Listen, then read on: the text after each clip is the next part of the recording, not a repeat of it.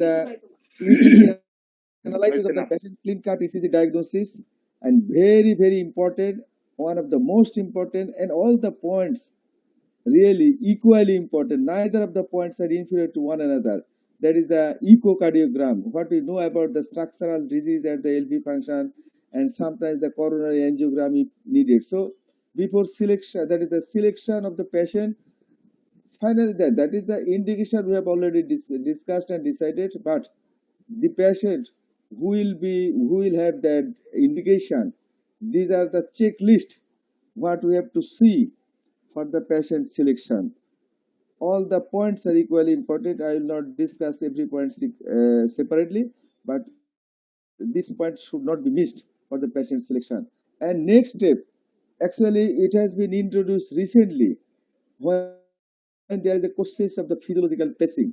Then after the patient selection, before going to the pacemaker implantation, we have to think about the device selection. What kind of the device that is indicated for my indexed patient. This is very important and crucial.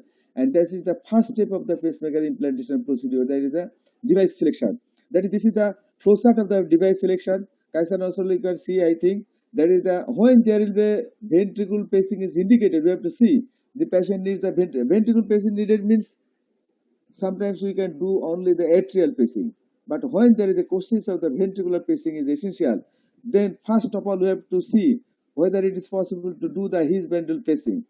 If there is some reason that it is not possible to the his bundle pacing, and I will not discuss these issues again, then I have to think about whether it is possible to do the lead bundle pacing. Again, if the lead bundle pacing is not possible, then I have to see the LV function. If the ejection fraction is more than 50%, I can do the RV pacing as our conventional procedure. That is the question of discussion today. That is the RV pacing in our conventional procedure. But if the ejection fraction is less than 50%, there is no question. That is the class 1 indication that patient should have. That is the bradycardia. That is the pacemaker is indicated for the bradycardia, and CRT is indicated for the concomitant late ventricular ejection fraction is reduced. So this is the protocol you have to see for the patient selection. This is very important. We have to think all the issues we have to address. So what kind of the device I have to put for this patient, and that is the target I have to proceed. So device selection is the next important procedure after the patient selection. If device selection is finalized, then the patient preparation. Before putting the patient on the table, I have to check all the issues. That is usually done by our junior doctors, or again it is rechecked by the sister. That is the staff. That is the cath lab in charge. These are the points we have to see for every patient. These are the points sometimes we miss to see, but these are the very much important for to prevent the complication. That is the patient's anticoagulation therapy history, antiplatelet therapy, volume status of this patient. That is on the day of the procedure whether the patient is hypervolemic, that is the volume overload, or the hypovolemic, and prophylactic antibiotics. There is the recommendation that is a prophylactic antibiotic before the 2 hours of the procedure is very much important for the prevention of the pacemaker pocket infection. And temporary pacemaker, whether it is previously put, or you have to think about whether I'll put it on the table or not. So these are the issues, and finally the Foley's catheter. So these are all the points. In addition to some of the points, very important issues for preparing the patients on the table. We should have a checklist. We have to see all the points before starting the procedure. Then the procedure is started, and these are the steps. These are the steps of the procedure. I think we are already practicing these steps. Sometimes there should be some of the overlapping of the steps, but what is recommended and what I follow, this is that step. There is the venous puncture, then the pocket preparation. Sometimes there are some experts, they do the pocket preparation first, then the venous puncture, but either can be done. There is the venous puncture, pocket preparation, lead placement, generator connection, closing of the pocket. Then after putting the patient on the bed, doing an ECG and chest X-ray. All these are the part of the implantation steps. So this is the protocol you can follow one by one, and you are actually practicing this procedure, I think, but these are the procedures that we have to follow. That is, these are the steps of the implantation procedure. And the implantation procedure, before starting the puncture, the patient should be carefully draped on the table, and this is very, very important. This part is very important as because this is the main area, this is the main time when there is the chance of the infection. So this is the very important parts of the patient preparation of the table, and that should be carefully done. And this is the IO band, that is the some kinds of the covering over the pocket, that is the pacemaker site and the left pectoral area. This is, you can see. So this should be carefully draped, and after the draping of the procedure, not always but sometimes, and it is the choice of the operator whether he will do or not, that is the venogram. So venogram is the choice, and this is the beautiful example that this is not the prototype. The venogram of the patient is not the prototype, as because there is some anatomical variation. In this slide, whether you can see my cursor or not, the upper right side you can see the upper one is the cephalic vein, the below one is the axillary vein. The cephalic vein drains into the axillary vein before becoming as the subclavian vein. So this is the common typical anatomy of the patient, venous anatomy. That is the cephalic vein, axillary vein, and axillary vein becomes the subclavian vein just at the outer border of the first rib. This is the clavicle, and below it is the first rib. You can see the curve of the first rib. That is the clavicle, and below it is the curve rib. And from the outer border of the first rib, the axillary vein becomes the subclavian vein, and before becoming the subclavian vein, the cephalic vein opens into the axillary vein. This is the normal anatomy, but this normal anatomy is not common. There is some anatomical variation. This is the anatomy you can see. This is not. This is below the deltopectoral groove. This is far below the deltopectoral groove. This is tortuous. There is some aneurysm. These are the some anatomical variations. That is the axillary and the cephalic vein at the side. So we are not always doing the venogram, but if you are intended to do the axillary puncture, extra thoracic puncture from the outer border of first rib, this is the extra thoracic area, and from the inner border, this is the thoracic area. But if we do the axillary puncture, extra thoracic puncture, to prevent the pneumothorax, so it is preferable to do the venogram. But if you are intended to do the subclavian puncture, you can avoid the venogram. So these are the very important steps for the procedure, and these are the veins. Actually, you can use either cephalic vein, subclavian vein, or axillary vein. Cephalic vein most of the time usually cut down, that is the dissection blunt procedure.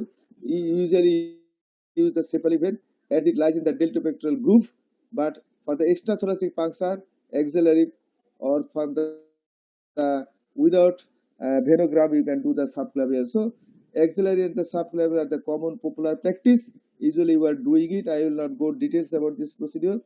And this is another picture you can see. That is the area of the, this is the axillary vein, and axillary vein from the outer border of the first rib becomes the subclavian vein. And this is the relation of the axillary artery and axillary vein. This is the axillary artery above and axillary vein below. Two important tips here. If you do the axillary arterial puncture, then just pull back the needle and then down the tip, then you will get the axillary vein. That is একটু নিচের দিকে দিতে হবে। যখনই আমাদের arterial puncture হবে তখন ওই নিডলটাকে একটু পুল ব্যাক করে নিডলের টিপটা যদি আমরা নিচে দেই, কারণ হচ্ছে যে অ্যাক্সিলারি ভেন তো থাকে নিচে, then I will get the axillary vein. আর এগেইন যখনই আমি নিডলটা প্রসিড করব তখন যদি একটা বোনে গিয়ে হিট করে, then you will think that you are touching the clavicle. Most of the time you are pushing the needle and it is touching the bone, then you are sure that you are touching the clavicle. Then pull back the needle and again just increase the angle. Just that is increase the angle means just more tip downwards. টিপটাকে আর একটু downwards করে যদি push করে, that is ক্লাভিকুলে hit করলো, আপনি back করলেন, টিপটাকে down করলেন, আবার proceed করলেন, then you will get the subclavian vein. So these are the two important tips during the venous puncture.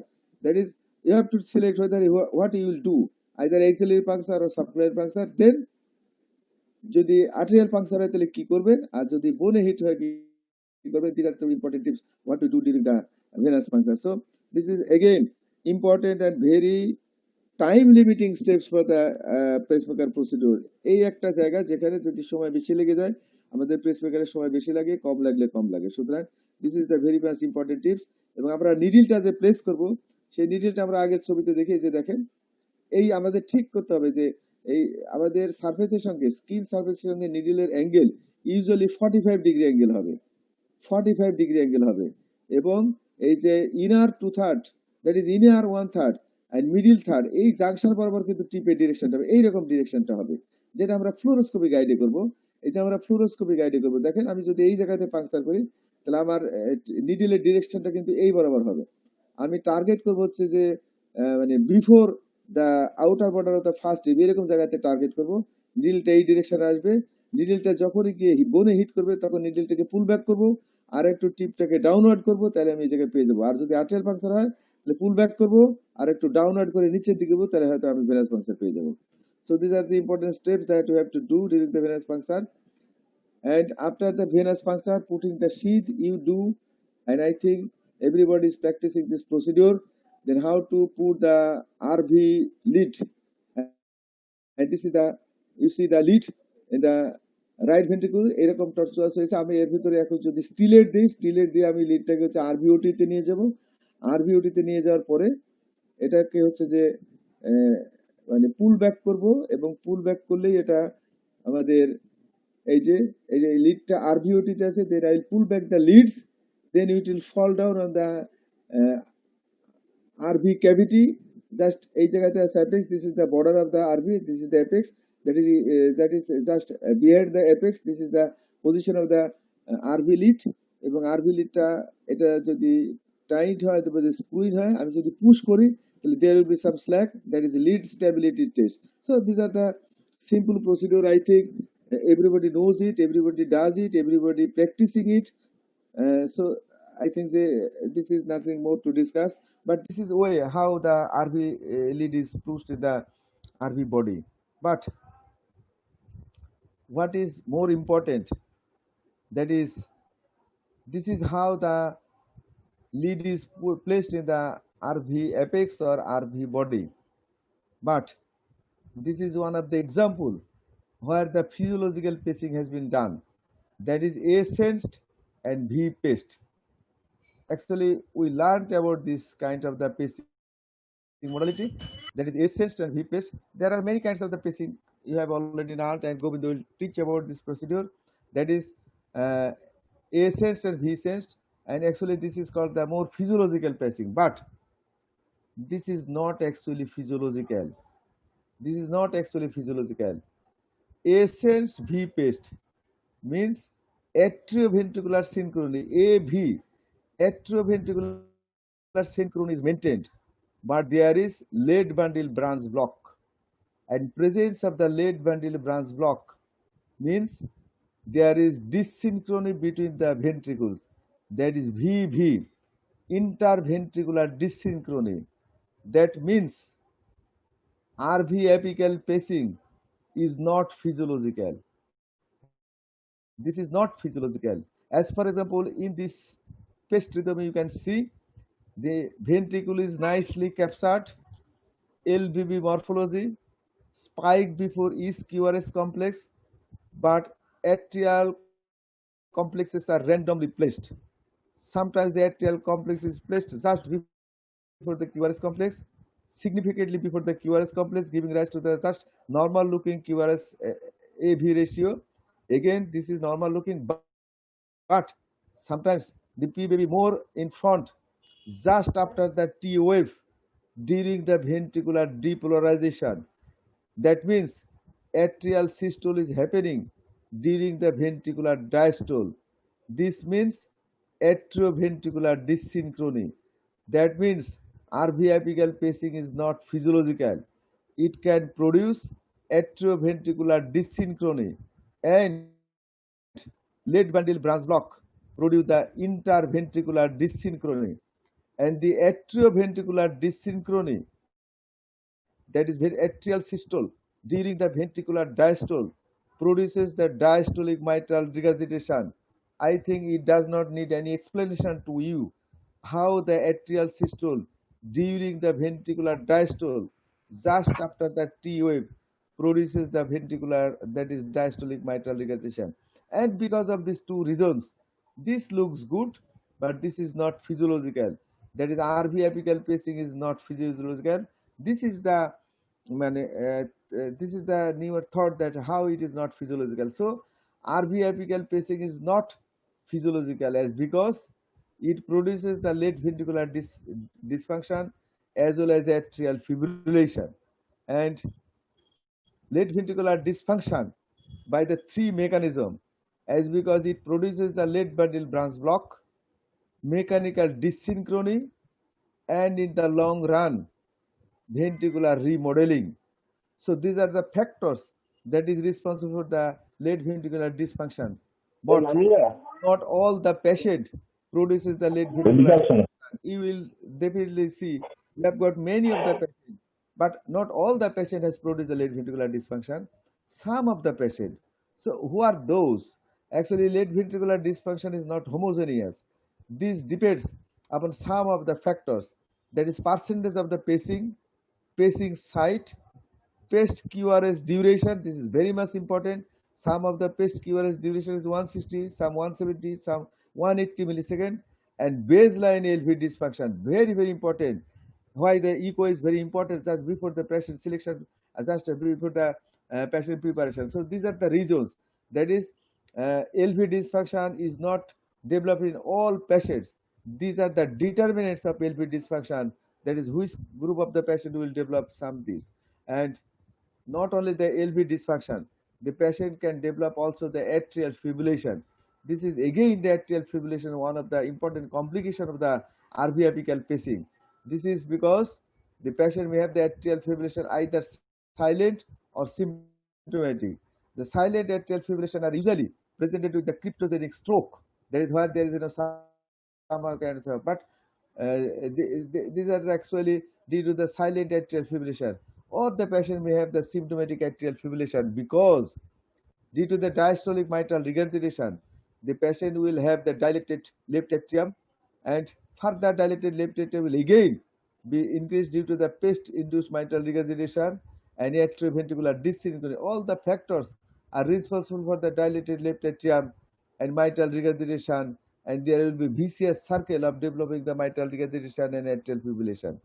So these are the reasons that the RV apical pacing is not physiological, and we know the patient will have the late bundle branch block, and late bundle branch block as a whole among the abnormal QRS morphology has the highest rate of the mortality. As for example, they made it 3. After the 3 years follow-up, they have shown those who have got the IBCD, they have got the 4% mortality after the 3 years. Right bundle branch block 5%, but in contrast, late bundle branch block has the 12% that is present in case of the pacemaker, in case of the RV. So also not only the LV dysfunction and the atrial fibrillation, also it is the mortality that is related with the RV pacing, and because of this is not a physiological pacing. And actually, after the pacemaker, physiological QRS is our target, physiological QRS, but this is not always happen. As for example, in this example, this is the RV pacing, and here the QRS duration is nearly about 180 millisecond. So this is not the physiological, and this is the LV pacing, late ventricle pacing. The V1 shows the RV morphology, and the QRS duration is quite more. So this is again not physiological, and what we expect can happen in case of the BIV pacing. You can see the BIV pacing again. This is the positive QRS, that is RV morphology, and the QRS duration is reduced, but not physiological. And this is the main message, that the physiological pacing is not even possible in most of the times in case of the IV pacing, but may happen. Not always it is impossible, but actually impossible in case of RV pacing, impossible in case of the LV pacing, but many of the times it is possible in case of the IV pacing. So, but physiological QRS is our target, and to gain the physiological QRS, what should be the alternative site of the pacing? Either it can be his bundle pacing or RVOT pacing or the septal pacing. And these are the normal conduction system. We can put the pacemaker lead either here, that is the his bundle, or here, that is the late bundle branch block. This is called the conduction system pacing, or the physiological pacing, or the his bundle pacing, or the late bundle pacing. And this is the septum. This is the RVOT. The yellow area is the RVOT of the right side of the picture. RVOT, and the below green area is the septum, and this is the apex. That is the purple area is the apex. So these are the areas of the right ventricle where we can put the pacemaker lead. Apical area I have already discussed, does not produce, gives the physiological pacing. I can choose either the septal area or the RVOT area. So as in between the his bundle pacing or the RVOT pacing or the septal pacing other than the RV apical pacing. And septal pacing, actually this is the septal pacing. This is one of the example of the septal pacing. This is the VVI pacemaker. The lead is pushed in the place in the septum, and this is the QRS morphology.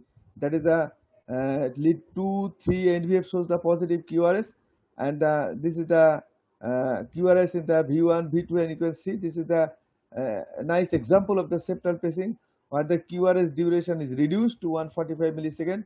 That could happen in case of the 160 or 70 millisecond in case of the RV apical pacing. So septal pacing gives some more physiological pacing, more physiological, not truly physiological pacing, and this can be happen. And so septal pacing is definitely better than the RV apical pacing. So how can I do the septal pacing, the road to the septal pacing?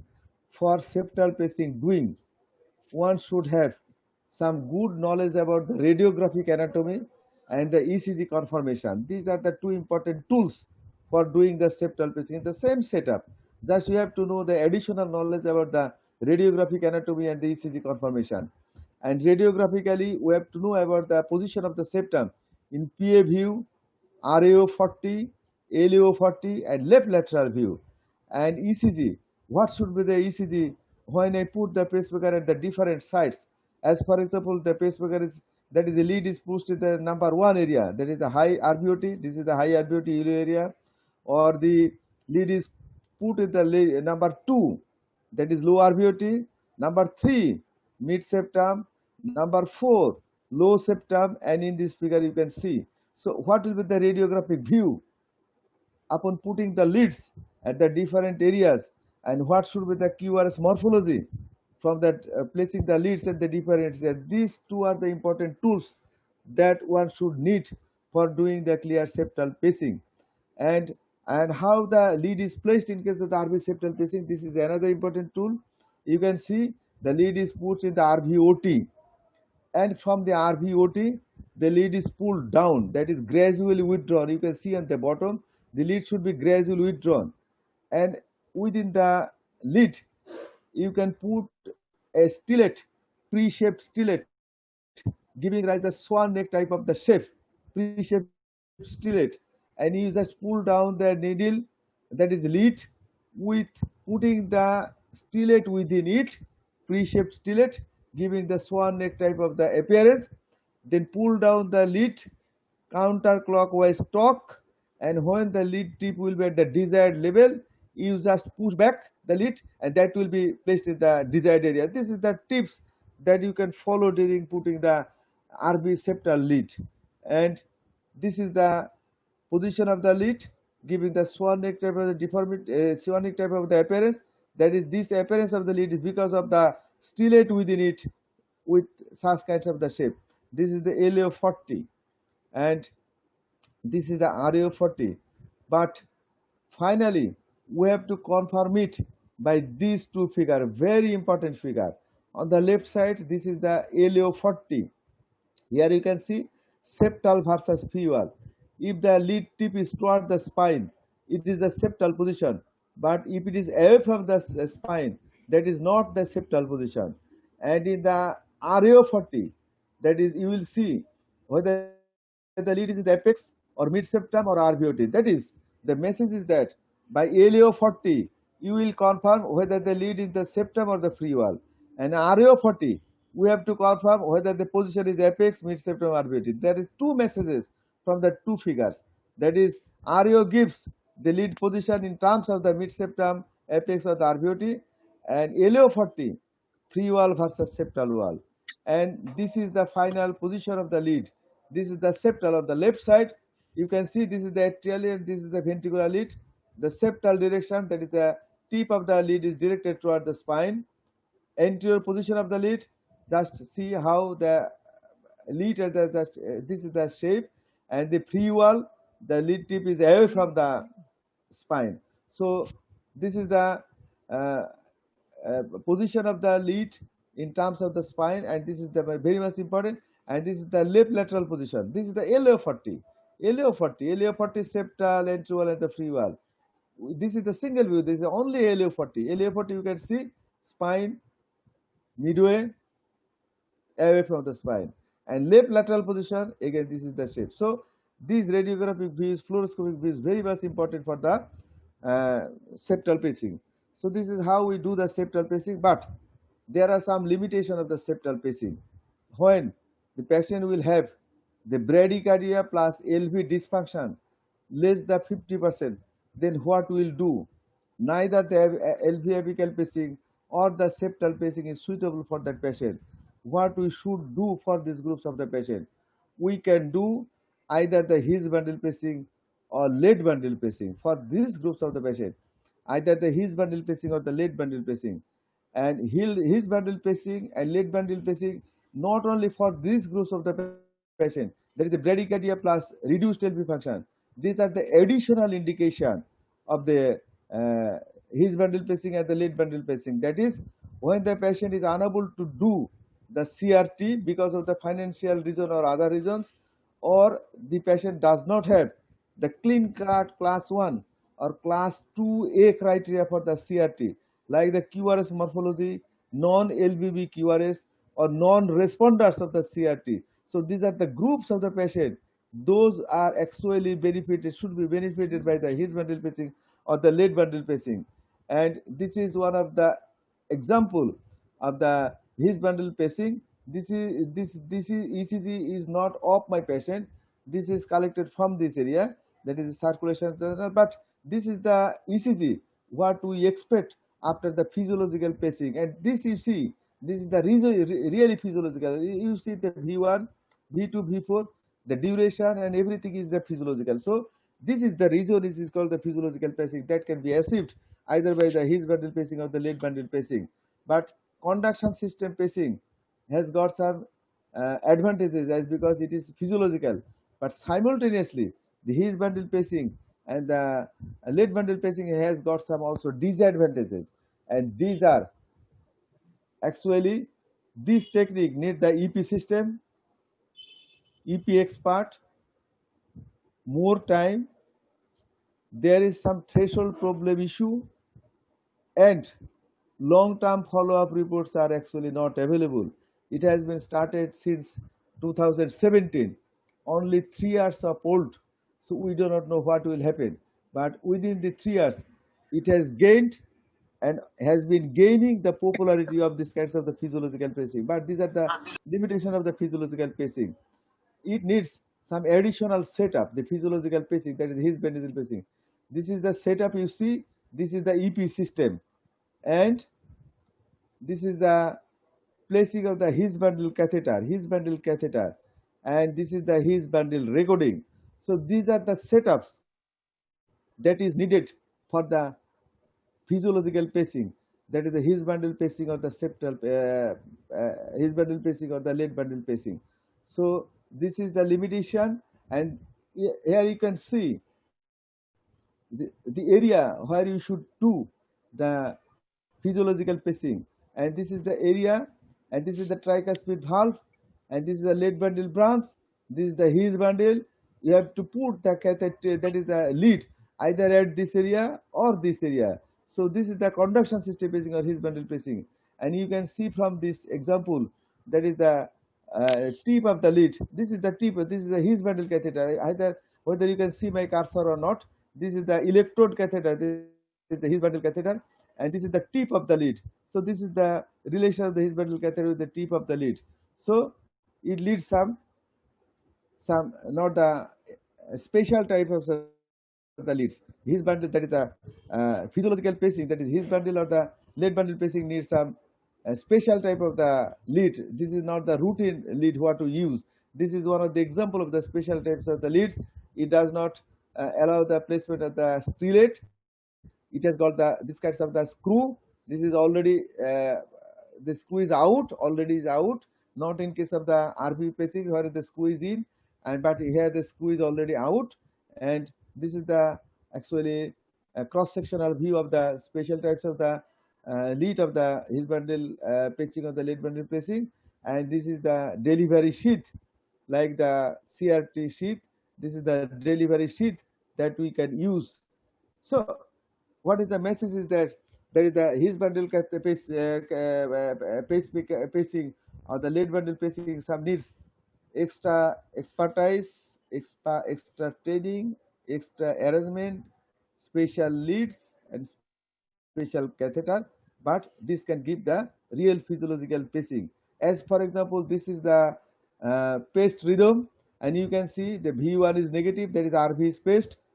Lead 2, 3 AVF is negative, so the placement, that is the tip of the lead is placed in the RV apex.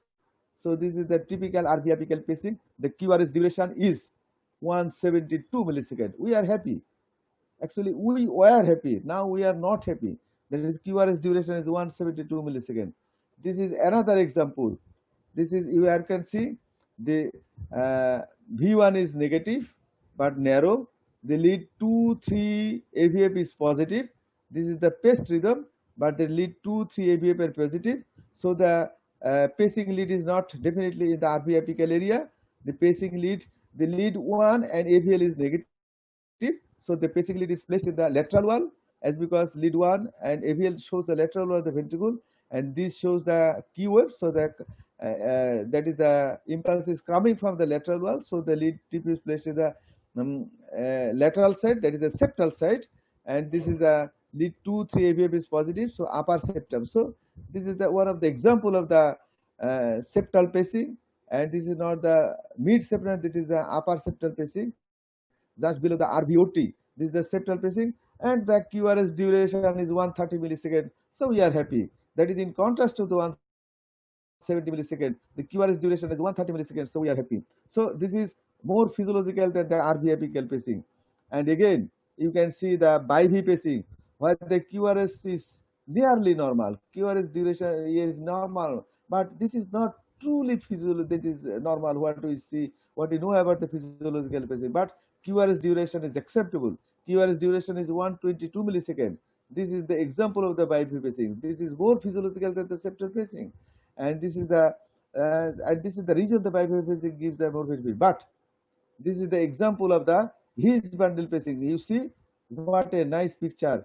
This is almost really that we can see the spike. Otherwise, this is the truly typical physiological QRS complex. So you can see the variation of the QRS morphology at the different sites of the pacing, and these are the reason we want the physiological pacing, and this is the reason there is some changing from the apical pacing to septal pacing to the his bundle pacing to the BIV pacing. So finally, although we are talking about the physical pacing, but I have clearly shown that RV apical pacing and RV septal pacing is not out of date. There are some clean-cut criteria of some groups of the patient. Not all the patient we have to do the clumsy procedure. There are groups of the patient, that is the patient that needs the RV, that is ventricular pacing, but has got the ejection fraction more than 50%. These are the groups of the patient that needs the RV pacing, but we can do septal pacing rather than the apical pacing. So these are some of the talk about the implantation procedure. Thank you very much for your patience hearing, and that is the end of the talk. So thank you, sir. Thank you, Professor Atahar Ali, sir. What a great and elaborative lecture on the topic by his own. So it's the new thing, that is the new conception of his bundle pacing and the left bundle branch pacing. So sir, it is great to hear from you about this topic. Sir, if you agree that I will switch to the next session, and the question answer will be in the end of the second session, sir. Okay, Mosavet, yes. Okay, so let us move to the second session. And the second session, the talk will be taken by the Mr. T.K. Govind, which currently working as a consultant of Medtronic, CHRF division, and is most experienced trainer of Medtronic. He has more than 25 years of experience for programming and troubleshooting of pacemaker and ICD-CRTs. So may I request Mr. T.K. Govind to share your screen and start your talk. Thank you.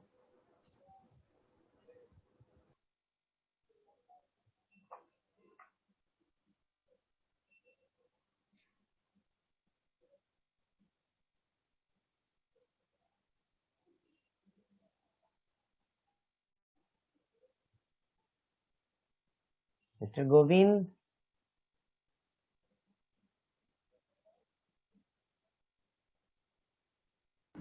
Yeah, sorry, I was muted. I didn't notice it. So thank you, sir. Thanks very much for that introduction and the invitation for my presentation. And at the outset, I would like to once again thank Dr. Kaiser for organizing this program as a series which will cover all aspects of pacing. Thank you, sir. And I also would like to thank Dr. Atahar Ali for taking us through that nice presentation aspects, and more importantly about the different aspects of his bundle and left bundle pacing, which are an emerging modality of pacing. Thank you, sir. And with this, we'll proceed into the timing cycles. And maybe some of you may be already well aware of this. Please take it as a revision if you already know this. So I'll now start this. So we'll start with the NBG code with the single chamber timing, and then go to the dual chamber timings and different dual chamber modes, and a little bit about the upper rate behavior. That is what I will cover, and we'll take the question and answer at the end of that. So all of you are familiar with the NBG code, but I would like to point out just few factors. When you're looking at the DDD, the third D response stands for the response to the sensing, which is the second letter. So what are the dual responses? One is, of course, if there is an intrinsic activation seen by the pacemaker, it's going to inhibit the pacemaker from pacing, which is one response. The other response is on sensing atrium, it's going to trigger the AV interval to pace in the ventricle. So the dual chamber, the third D, stands for two responses for sensing in the atrium. So the triggering as well as inhibition. So that makes the dual response.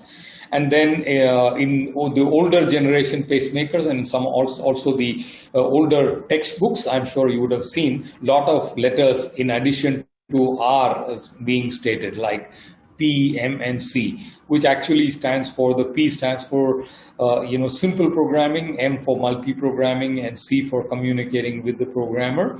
And today all the pacemakers are capable of doing this, so that is now not used at all. So the revised NBG code actually stands like this. The first three letters, everything is the same, and the fourth place stands for the rate response, which you are all aware. And there is one fifth place now that is also being used, which is not commonly used in routine practice and routine case reporting, but it is there in the textbook. The fifth place stands for, if you are doing multi-site pacing, like if you're doing CRT, for example, you are pacing the ventricle in two places. So if you have to strictly write CRT NBG code, then it will be DDD-RV. So that means you are pacing in two sites in the ventricle. So that's not being used, although it's convenient to write it as CRT, but that's the NBG code, which is the fifth letter. So that's the slight differences I just want to point out. Otherwise, you're familiar with this. And then when it comes to single chamber terminology, we look at the lower rate, the refractory period, and the blanking period. So lower rate, as I'm sure all of you can recognize, pacemaker as a clock. Then on pacing, it starts the lower rate clock. If you program the pacemaker to pace at a rate of 60 beats per minute, which means that we want to pace the ventricle at an interval of 1 second each. So which, when we translate into milliseconds, it becomes 1000 milliseconds. So we deliver a ventricular pace. The pacemaker starts the clock of 1000 milliseconds. At the end of 1000 milliseconds, it delivers the next pace. And it starts the clock again. And as the clock is running, in this case, we see a ventricular sense happening. So at this point, it resets the clock back to 0 and starts the clock all over again. That is how the inhibition factor happens. So it's V pace to V pace, or V sense to V pace is the lower rate clock. If it is the atrial pacing, then it becomes A pace to A pace, or A sense to A pace. And then we already discussed that there is a ventricular sensitivity that you program, so which actually determines how the pacemaker is capable of sensing. If the R wave that is seen by the pacemaker is taller than the sensitivity setting that we have programmed, then the pacemaker senses. But then if we program only the sensitivity setting, the paced R wave is usually taller than the sensitivity setting. And of course, the intrinsic R wave may be taller than that. And in some cases, even the T wave can be taller than that. So if we do not put any restriction and only go by the sensitivity setting, the pacemaker can sense the paced R wave, and it can actually sense the T wave also. But we want to, or the pacemaker would want to sense only the intrinsic R wave. So we want to pace or inhibit, or when to pace next is determined by this. And so we don't want to sense the paced R wave. We don't want to sense the T wave. So we want to avoid all this. In order to avoid this, in addition to the sensitivity setting, all pacemakers do have a initial portion of a refractory period and the blanking period. As you know, in the initial first portion, which is blank period, where the pacemaker does not sense anything at all. And then the rest of that programmable period is a refractory period. If there is a sensing that happens, the pacemaker does not reset the lower rate clock. So that's the function of the refractory period. If there is a sensing, then it does not reset the lower rate clock. So we deliver a V pace, starts the lower rate clock, and also starts the refractory period. If there is a sensing that happens in between, then it does not reset the lower rate clock. So that's designed to avoid double sensing of the R wave itself, and also to avoid a T wave over sensing if it happens. It can also take care of some noise if it happens. So that is the refractory period. So just a moment, let me try and remove this scribbling that has come about here, if I can. Just a moment. That is disturbing. Annotate. Yeah, eraser is there. Let me erase that.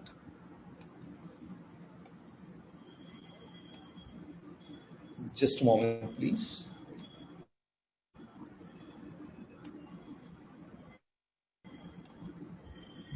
Okay, so I was able to successfully do that.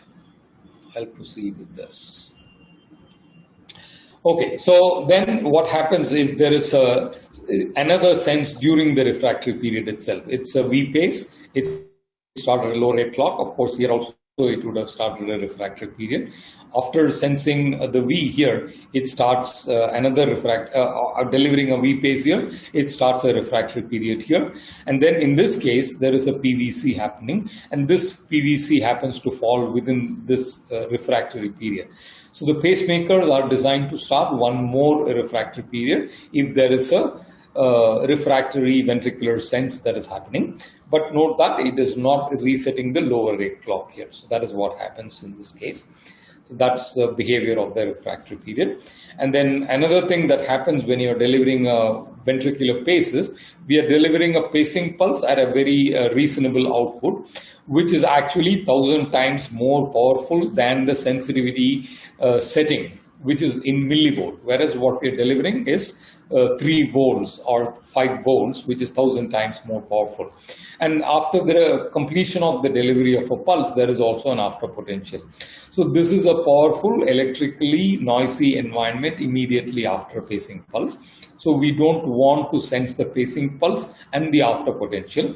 And that is why there is a blanking period right after pacing. And also the same thing happens after a V-sense. So on V-pace, the device starts a refractory period. The first portion of that is a blanking period.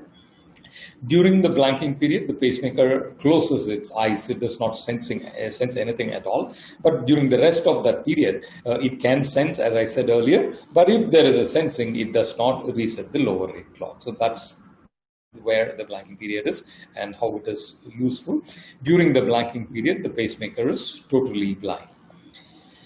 So that is about the BVI pacing and the refractory period and the blanking period. If it is a rate response pacemaker, then we program the upper sensor rate. That results in a sensor indicated rate. What is the sensor indicated rate? Sensor indicated rate is the rate that is provided by the pacemaker at a given instant, depending on the patient's activity. So we program a lower rate, we program an upper sensor rate, and the sensor is detecting and then it is deciding at what rate based on the activity to pace for this patient's heart. So that is what actually is the sensor indicated rate. So it is between the lower rate and the upper sensor rate. And how it is determined? It is determined by the piezoelectric crystal that is bonded onto the pacemaker can usually. But in the current situation, that has become a little different, which is actually an application called accelerometer. Once again, it's a piezoelectric crystal. Instead of being bonded onto the can, it is suspended on the circuit. When the patient is moving in the anterior-posterior direction, this piezoelectric crystal vibrates. As we know, when the piezoelectric element vibrates, it generates mild electrical potential, which is in amplitude and the frequency, which is proportional to the vibration it undergoes. So that is converted by means of an algorithm into a rate that is indicated for the patient, and the pacemaker paces at that rate. So if it is a rate response pacemaker, you will program a lower rate that will translate into a lower rate interval. And then we also program an upper sensor rate, which is the maximum rate we want to pace the ventricle, not faster than that. At any time in between that, the pacemaker will pace at a rate which is indicated by the sensor. So that's a sensor indicated rate. So that's the sensor indicated rate. And no matter how active the patient is, the pacemaker will not pace at a rate faster than the sensor indicated rate.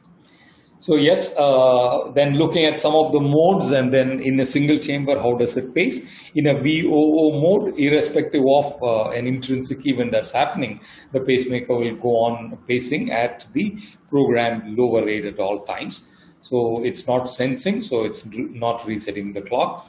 And if you look at the ladder diagram here, you can see here there is a PVC happening here, which is ignored by the pacemaker and just goes on pacing all the time, as against in a VVI pacing. There is a V-pace, it starts a lower rate clock, refractory and blanking. An intrinsic event happens before the expiry of the lower rate interval. This also has a refractory and the blanking period, but here it resets the clock, and at the end of the timer, it delivers a V-pace one more time. That's the VVI mode of pacing. And looking at the ladder diagram, so if there is a PVC, which is outside the refractory period, which is sensed by the pacemaker and resets the lower rate clock. And all of that do have a refractory and the blanking as well. And we also described as to what happens if there is a refractory sense. So in this case, when the pacemaker is running, so there is a sense that's happening. On this sense, because it's outside the refractory period, it is resetting the clock and then pacing at the expiry of the lower rate interval. And then here there is a noise that's happening within the refractory period. And this refractory period starts another refractory period, but it is not resetting the lower rate clock. So allow me to erase somebody who have scribbled on this. That is disturbing my presentation. Sorry about that. Okay. Just a moment. Yeah, we are good to go. So I request people not to scribble on this because it's disturbing the flow of this. Let me.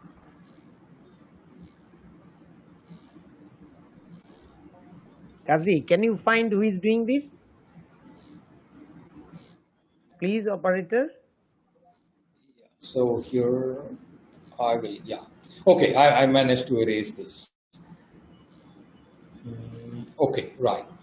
So we are good to go. So if there is a refractory sense, the pacemaker starts another refractory period, but it does not start another lower rate interval at this point of time. And if there is continuous noise, refractory is reset again and again. So that's the noise recycling that's happening.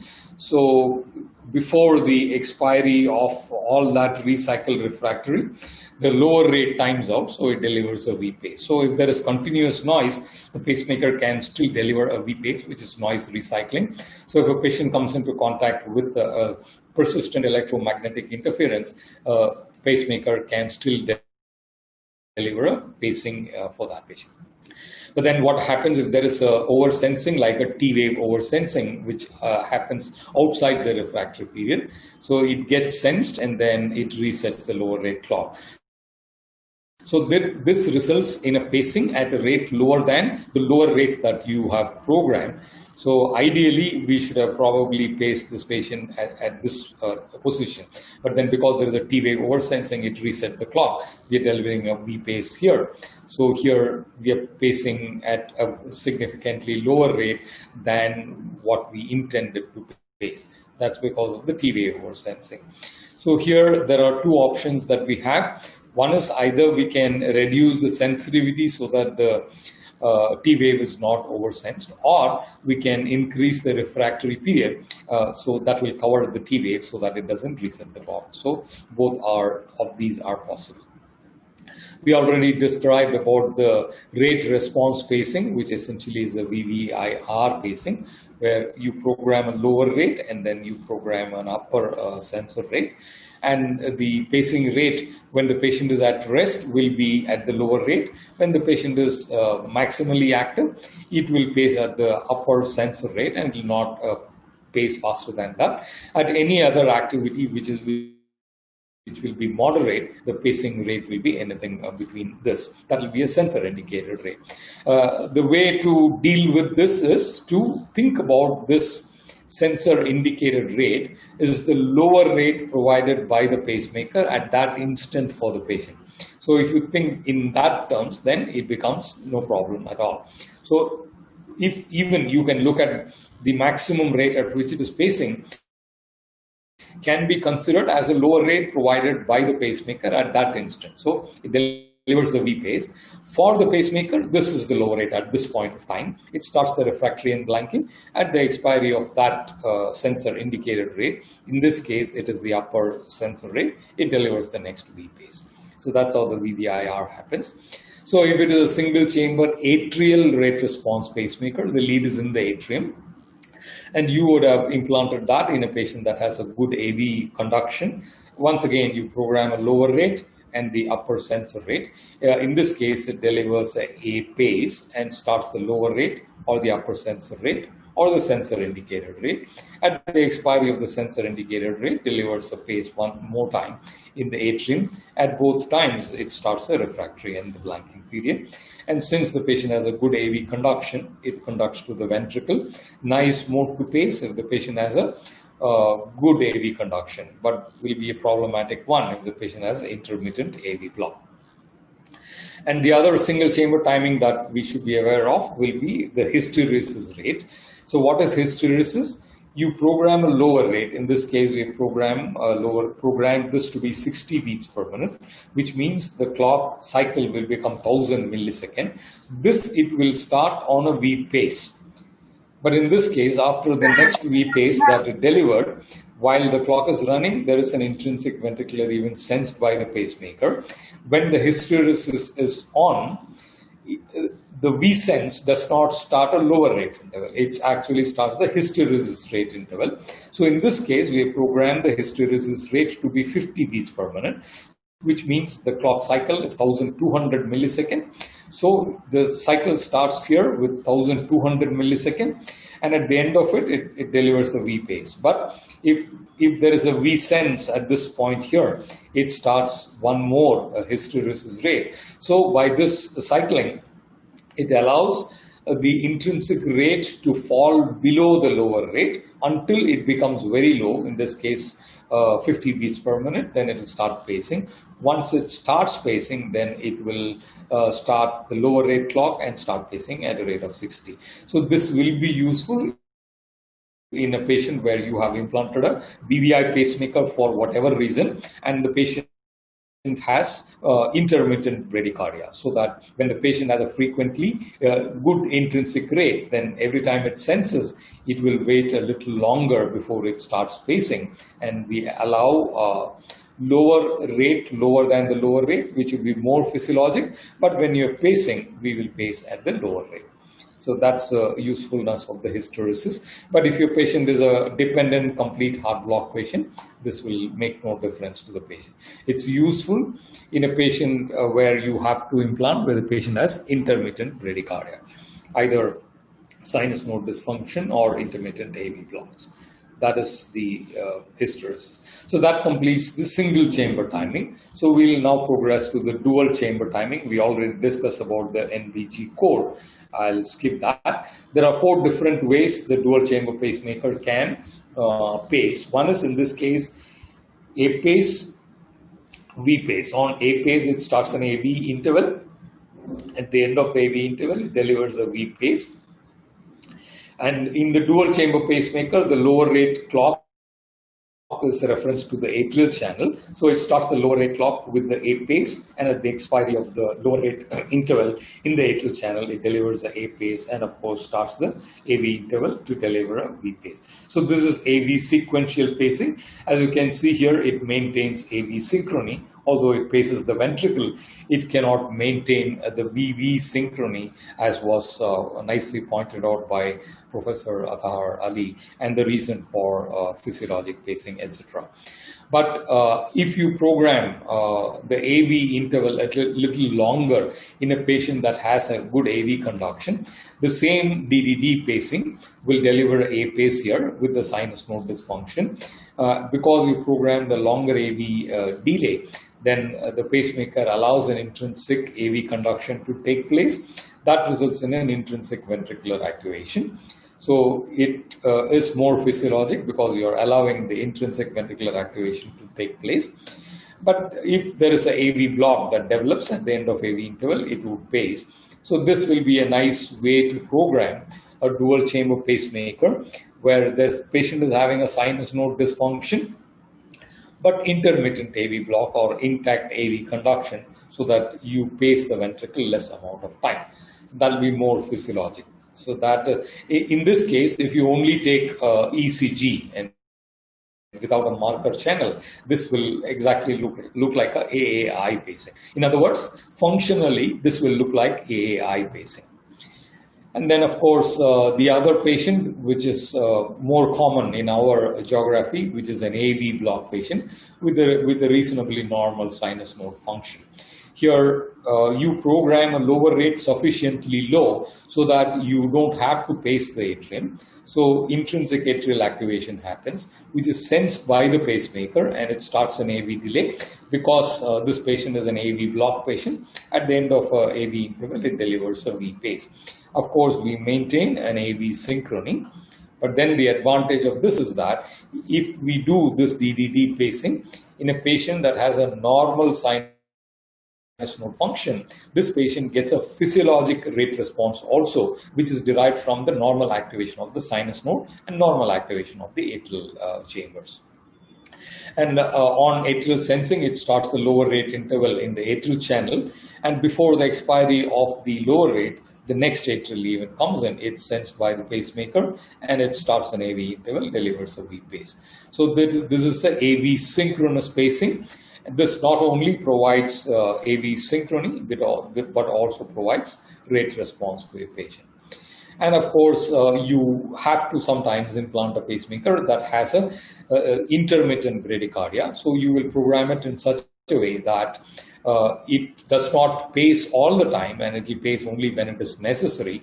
So in this case, we have programmed the lower rate low enough so that it doesn't unnecessarily pace the atrium. The sinus rate is faster than the lower rate, so it is ascends. And you also program an AV interval long enough to allow intrinsic activation of the ventricle, to allow the intrinsic AV conduction to take place whenever it exists, and it does not pace the ventricle.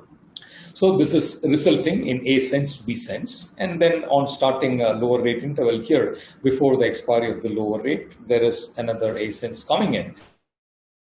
So it is again an A sense. So the sequence will be on an ECG. It will be a normal sinus rhythm going on, so which is almost equal to ODO pacing. So when the patient gets a bradycardia, either because of slowing of sinus node or because of an AV block, the pacing will kick in. So these are the four different phases of dual chamber mode of pacing.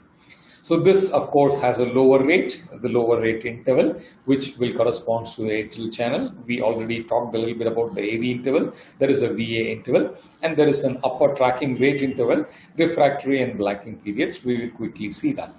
As we discussed, in a dual chamber pacemaker, in the current pacemakers, the lower rate is based on the atrial channel. It's A pace, that is what starts the lower rate interval.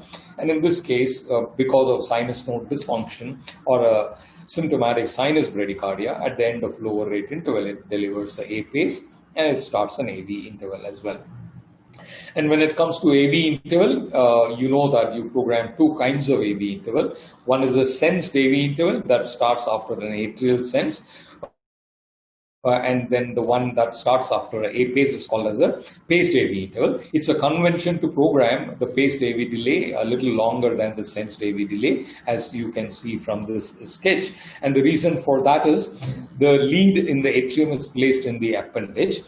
When an atrial activity, intrinsic activity is happening, the sensing is happening at the appendage. By the time, about half of atrial activation already has happened. But if you have to pace for the same patient, you are pacing in the appendage, you are starting, or the pacemaker is starting, the atrial depolarization. So this is where it begins when you're doing an atrial pace, and this is where it senses when it is sensing an intrinsic atrial activation. There's a little bit of a time difference here. And in order to maintain the actual AV interval from the start of the P wave to the ventricular pace, we need to account for this time difference. And this is the reason why it is conventionally programmed to have a slightly shorter sensed AV delay and a slightly longer paced AV delay. And the convention is to maintain a 30 or 250 millisecond difference. If it is not maintained, it is not going to make any bad clinical outcome, but that's a convention based on this concept. And the pacemaker nominal AV delay also maintains this kind of a difference. A sensed AV delay of 120 millisecond and a paced AV delay of 150 milliseconds. So that's a bit about the AV interval. And then the next one comes the VA interval. Unlike the AV interval in a dual chamber pacemaker, in a DDD mode, we don't program a VA interval. It is derived by the pacemaker on its own. So what is it? It's a difference between the lower rate interval and the AV interval. In this case, we have programmed a lower rate of 60 beats per minute, which means a cycle length of 1000 milliseconds. And then in this case, we program an AV interval of 200 milliseconds. So the VA interval is derived to be 800 milliseconds. For the same patient, if there is, let's say, an AV conduction and at 150 millisecond and a V sense happens here, let us say, then the VA interval automatically becomes 850 milliseconds. So it automatically gets adjusted because the lower rate, runs in the atrial channel, and it also starts an AV interval. So that's the VA interval. It's also referred to as the atrial escape interval. And the only time when a dual chamber pacemaker that will start an actual VA interval when it encounters a PVC. Here there's a A pace. It starts a lower rate clock in the atrial channel.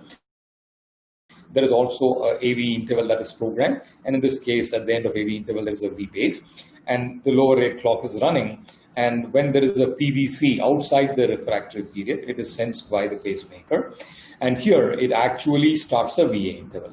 And this VA interval is equal to the lower rate interval minus the AV interval. So at the end of it, it delivers a pace, starts a AV interval, and delivers a V pace. So that's how it maintains the cycle of this and the behavior of the VA interval. And the other parameter that we need to program in a dual chamber pacemaker, when it is in a DDD mode, where we are tracking the atrium, we need to program the upper tracking rate interval. What it is the maximum rate, as the name indicates. We allow the ventricle to be paced by the pacemaker in response to atrial sensing.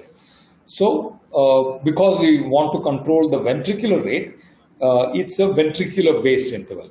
Here, there is a lower rate, whatever that we have programmed in this case. And we have also programmed an AV interval.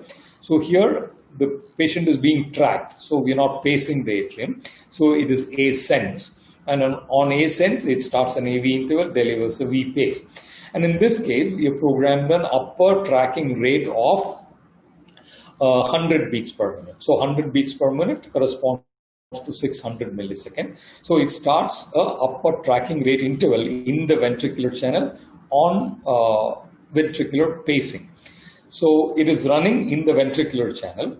And as you can see here, while it's running, there is an atrial event that's happening here.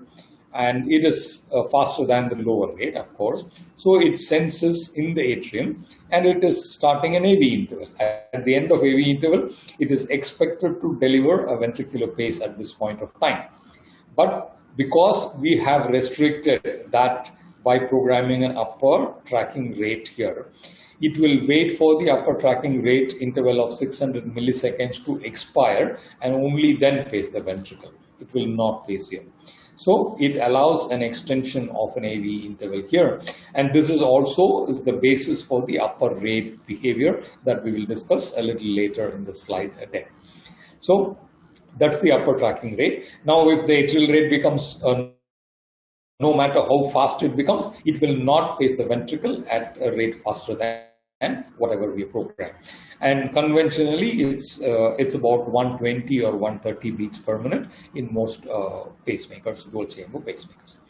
So when it is tracking the atrium, you can see here A sense, V pace, A sense, V pace is going on at a rate of 55 beats per minute because the sinus rate is currently 55 beats per minute.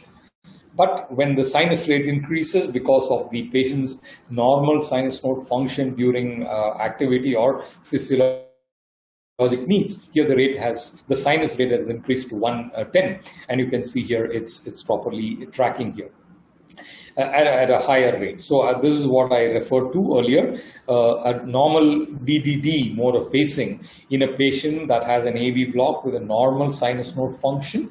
It maintains AV synchrony. It also provides the most physiological rate response for your patient. Although this is a DDD pacemaker, it functions like a VDD pacemaker.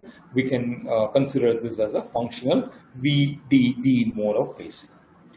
That's about the different modes here. And then there are more refractory period. There is a ventricular refractory period, which is exactly the same as what we described in the single chamber. And there is a post ventricular atrial refractory period. We will discuss about that. Remember, in a dual chamber pacemaker, there are two different channels electronically, one atrial channel and one ventricular channel. They interact with each other. And then, remember that the refractory period is not exactly the same as the physiologic refractory period that you encounter in a patient's heart. So, for example, let's say we deliver a pace in the atrial channel, and if the atrial channel captures or the atrial pace captures, then the atrial myocardium is in refractory. Pacemaker also has a corresponding refractory period, which need not be the same interval. But then, imagine we have delivered an atrial pace that did not capture the atrium. That means at that time, the myocardium is not in refractory, but the pacemaker is in refractory. So remember, the pacemaker refractory period need not necessarily exactly coincide all the time with the myocardial refractory period. That can, most of the time, when it is free running, when the capture and sensing is going on properly, it coincides, but it need not coincide all the time. So keep that in mind. Ventricular refractory period, in order to save the time, I will not describe this one more time. Just remember that it is exactly the same as what we described in a single chamber pacemaker, and is there exactly for the same reason.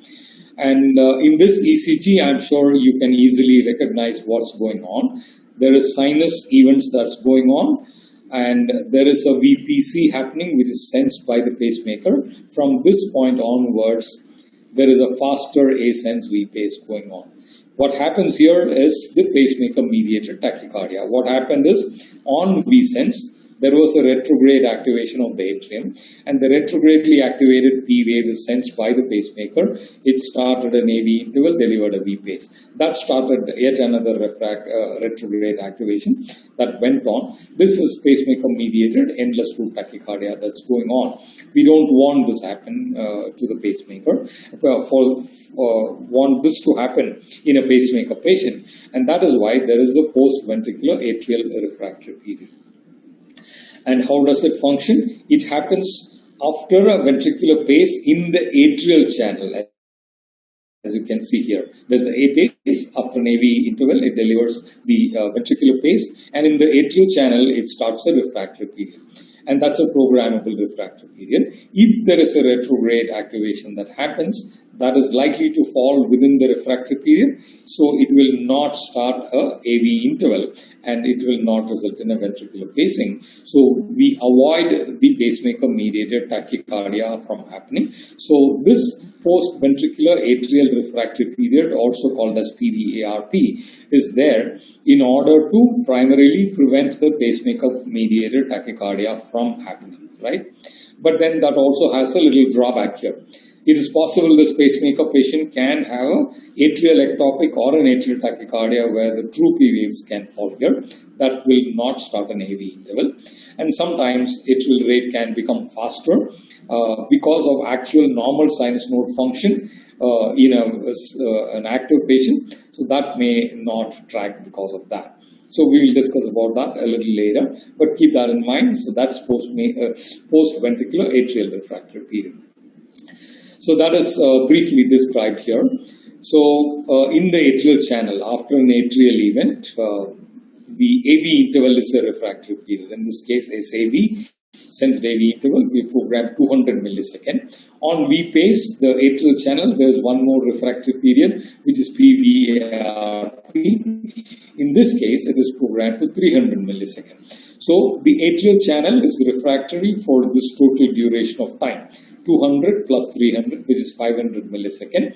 So that is also called as start total atrial refractory period. So when you convert this interval into rate 500 millisecond, this becomes 120 beats per minute. So that means if this patient has a sinus rate faster than 120 beats per minute, that's going to be, the P2P interval will be shorter than the total atrial refractory period. So the P wave is likely to be somewhere here, which will fall inside the refractory period, and this pacemaker will not be able to track that. That's the basis of the pacemaker 2:1 block. We will describe that at a later part of this presentation. And I'm sure you can recognize what's going on here. A pace, V pace, A pace, V pace, and here an A pace, and that's not giving rise to a ventricular pacing. And a pacemaker will not deliver a ventricular pace if there is a V sense. But the ECG indicates that there is no ventricular intrinsic activation, so there is no true V sense because of a myocardial contraction. But what happened here is oversensing of the atrial spike in the ventricular channel, which is also called as a crosstalk, which is the oversensing of the pacing stimulus in the opposite chamber. In this case, a pace being oversensed in the ventricular channel, so which is resulting as a crosstalk, which we want to avoid, right? So, and there is another problem that can happen. So when there is, sorry, it was a little hanging a little bit. Yeah, when there is a pacing spike that is oversensed in the ventricular channel, that's called as a crosstalk. Another thing can happen, the R wave, intrinsic R wave, can be sensed in the atrial channel, which is also called as a far field R wave sensing. Here there is an atrial channel, and this is a ventricular channel electrogram. And you can see here, this is the P wave, true P wave, but this is the far field R wave. P wave, far field R wave. And at some point of time, it's not being sensed, but here it happens to get sensed here. So this is the far field R wave. We don't want the crosstalk to happen. Ideally, we don't want also the far field R wave sensing. So the pacemakers do have blanking periods to avoid this. One blanking period to avoid the crosstalk, which usually happens after an atrial pace. So right after an atrial pace, there is a blanking period in the ventricular channel. This is a very short blanking period, which is a programmable blanking period. So this oversensing that is likely to happen will fall in the blanking, so that crosstalk oversensing will not inhibit the ventricular pacing, right? So the other thing that we saw is the far field R wave sensing. The ventricular event, either paced or sensed, being sensed in the atrial channel. So within the PVARP, there is a blanking period in the atrial channel, which is also referred to as the post-ventricular atrial blanking period. So in the event of a far field R wave sensing, that's likely to fall in this blanking, which will not be oversensed by the pacemaker. So these two blanking periods are actually programmable, and we can program it depending on the occurrence of a crosstalk or the far field R wave. Usually at nominal values, this prevents the crosstalk as well as the far field R wave sensing. So when we put everything together, these are the refractory and the blanking period. If you keep in mind the DDD mode of pacing that I described a little while ago, and also remember these refractory and the blanking periods as a mental picture, then you will be able to troubleshoot most of the pacemaker related issues. So without this in mind, it becomes difficult to troubleshoot. So you should have a mental picture of this. So this is essentially the blanking period. On A pace, the pacemaker starts an AV interval. In the atrial channel, this is a refractory period. The first portion of that is a blanking period. And on A pace, in the ventricular channel, it starts the post-atrial ventricular blanking. At the end of AV interval, it delivers a V pace. In this case, it could also be a V sense if there's an intrinsic ventricular activation. In the ventricular channel, you have a refractory and the blanking. And then to prevent the pacemaker-mediated tachycardia, we have a PVARP, which is programmable. And in order to prevent the far field R wave oversensing, there is a post-ventricular atrial blanking, which is programmable. So we need to just keep these refractory and the blanking in the mind in order to be able to troubleshoot. And then we will just quickly go through the different modes of pacing. DOO, as you can recognize, is going to go on pacing all the time. It ignores an intrinsic atrial activation, ignores the intrinsic ventricular activation, go on pacing all the time. DOO mode is what is happening. And in a DDD, there is when there is a sequential pacing happening, A pace, B pace goes on, and there is on A pace, as you can see here, there's a refractory and the blanking in the atrial channel, post atrial ventricular blanking to prevent crosstalk, after a V pace, ventricular refractory and the blanking, and in the atrial channel, PVARP and PVAB to prevent the pacemaker mediated tachycardia from happening. And this is the timing that will run if the patient has intrinsic rhythm going on. Even though it's not pacing, it will go through all the timing that goes on. On A sense, it starts the lower rate interval. There is an AV interval that is started. Before the expiry of the AV interval, the ventricular intrinsic activation happens. The refractory and blanking happens in the ventricular channel. And on that, it also starts a PVRP and the blanking. Note here, on A sense, we don't have a post-atrial ventricular blanking. So A sense of P wave getting oversense in the ventricular channel is unlikely to happen. So the pacemakers do not, kick in with the blanking on an atrial sense. That kicks in only when there is a pace. As you can see here, there's a pace, but in this case, patient has a good AV conduction. We have programmed long enough AV interval to allow ventricular intrinsic activation. A pace to prevent the crosstalk, oversensing. There is a blanking in the ventricular channel. AV interval started. Before the expiry of the AV interval, a ventricular sensing happens, which is a refractory period in the atrial channel. And on V sense, it starts the ventricular refractory and post-ventricular atrial refractory period. As we referred earlier, this is the functional AAI pacing of the DDD pacemaker. And I'm sure you recognize this one as the functional VDD pacing of a DDD pacemakers. A sense, and it starts an AV interval because patient has an AV block, delivers a V pace, and it starts the refractory and blanking in the ventricular channel. On V pace, the pacemaker starts a PVRP and the blanking. And before the expiry of the lower rate interval, next atrial event comes in, so it becomes an atrial sense. So it is A sense V pace, so functioning like a VDD, functional VDD mode. So that's the different modes of a DDD. And there is another mode, the pacemaker is sometimes programmed to permanently, which you don't do in the current pacemakers. But the pacemakers shift to when there is an atrial arrhythmia, which is a non-tracking mode, the DDI mode. It is exact opposite of the DDD mode. We said in a DDD mode, the lower rate is based on the atrial channel and it starts an AV interval. But in a DDI mode, the lower rate is based on the ventricular channel. It doesn't start an AV interval, but it starts a VA interval. And on sensing, it doesn't trigger an AV interval, so there is no AV interval. So in this case, as you can see here, on V pace, it started a lower rate interval. At the end of a lower rate interval, in the ventricular channel, it delivered a V pace. And on V pace, it also started a VA interval. Before the expiry of the VA interval, there's an intrinsic atrial activation happen. It looks like it is a synchrony, but it's a coincidental synchrony.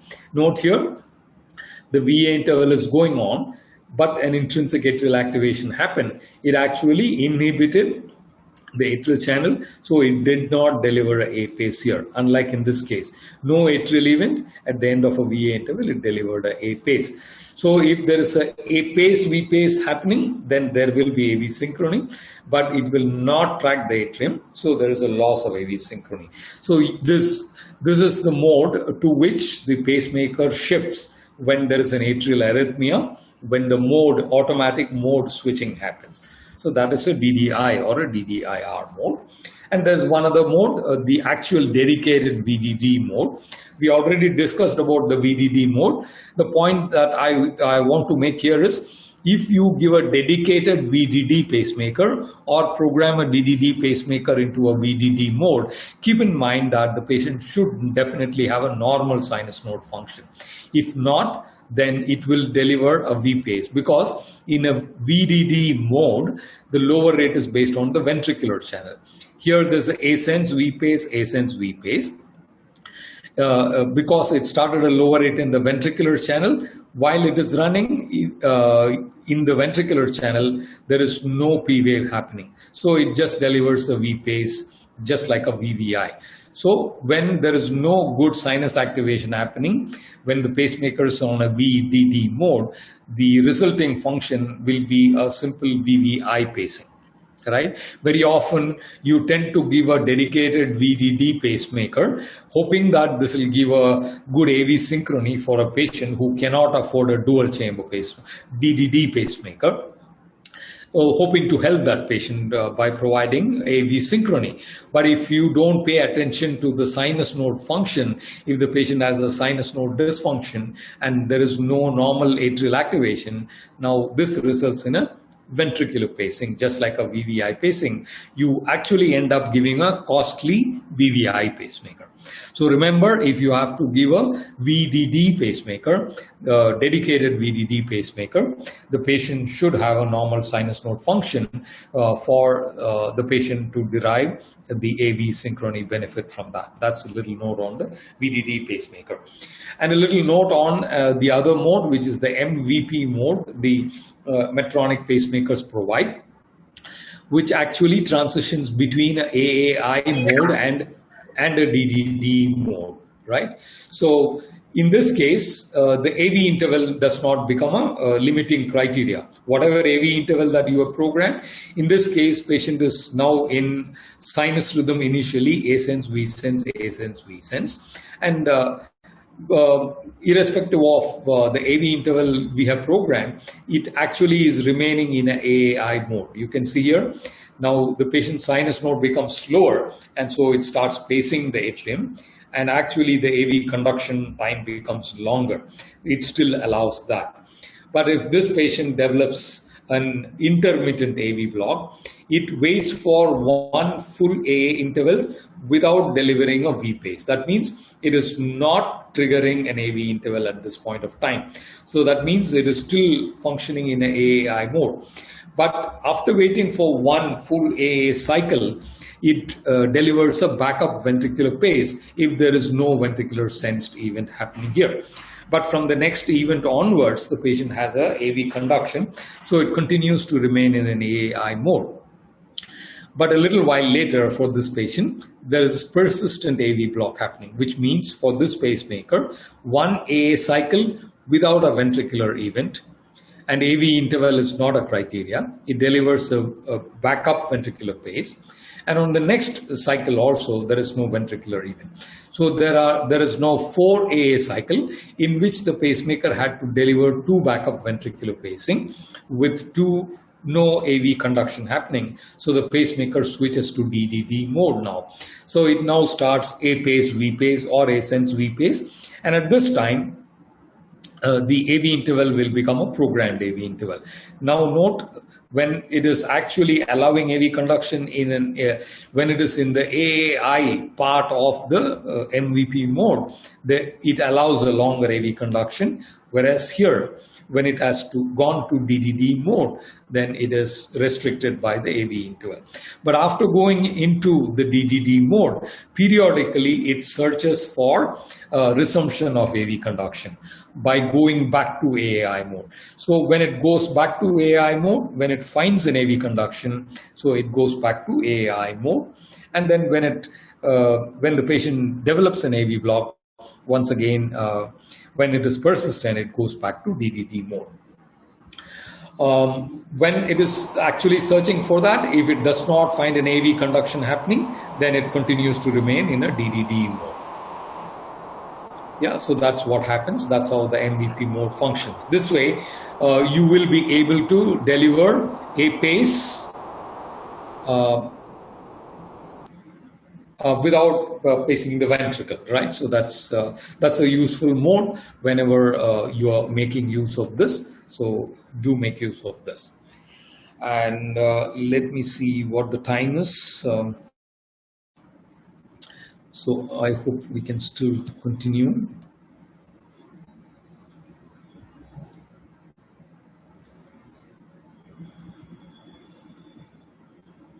Just a moment. I just want to look at the time. It's already 9:40, 9:50. I hope I can continue. I'll now quickly complete. I want to just, highlight the upper rate behavior. Here you can see here, there is a 2:1 block happening. Although this is marking as biventricular pacing, the timing cycle is exactly the same as what we discussed in a dual chamber pacemaker. Patient sinus rate is faster. Every 2 P waves, there's 1 ventricular pacing happening. So what's happening is a 2:1 pacemaker block. Ideally, we do not want this. That's an example of upper rate behavior. And what is upper rate behavior? The behavior of the pacemaker pacing when the sinus rate is faster than the upper tracking rate that we programmed. Already we talked about sorry, it hanged a little bit. Yeah. So we talked about the total atrial refractory period, in this case 500 milliseconds. So if the patient's sinus rate is faster than 120 beats per minute, the P wave is likely to fall here, so it will not be able to track. That is what the pacemaker 2:1 block is. As you can see here, there is a sense and then there is a V pace happening. Then there's the next atrial event is falling inside the PVRP because the sinus rate is faster. And this is not tracking, it's not sense, and so it's not starting an AV interval. And as a result of that, in this AV block patient, there is no ventricular pacing happening. But the lower rate started from this sense before the expiry of that lower rate, which was not reset because this is a refractory atrial sense. The next atrial event is sensed by the pacemaker. It starts an AV interval and delivers a V pace. So that's why, that's how the 2:1 pacemaker block happens that I described at this point of time. So when I go back, it hangs. I'm sorry. Okay. Right, so this is how the 2:1 block happens, and this is the representation of the ladder diagram. Alternate P waves are falling in the PVRP, and it tracks only the alternate P waves. So and then the other upper rate behavior is the Venn-Kebab behavior. And here you can see there is a sense and a V pace.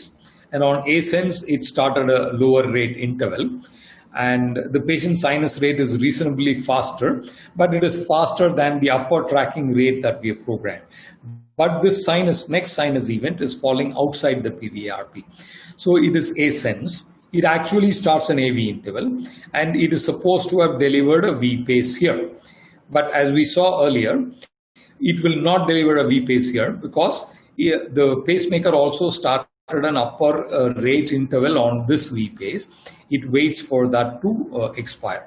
So it delivers a V pace only at the expiry of the upper tracking rate or the upper tracking rate interval that we programmed. And because we are pacing that much later, the PVRP starts so much later. In this case, it's approximately 50 milliseconds. So the next sinus event falls within the PVRP, and it is not starting an AV interval. There is no ventricular pace. So now you can recognize this.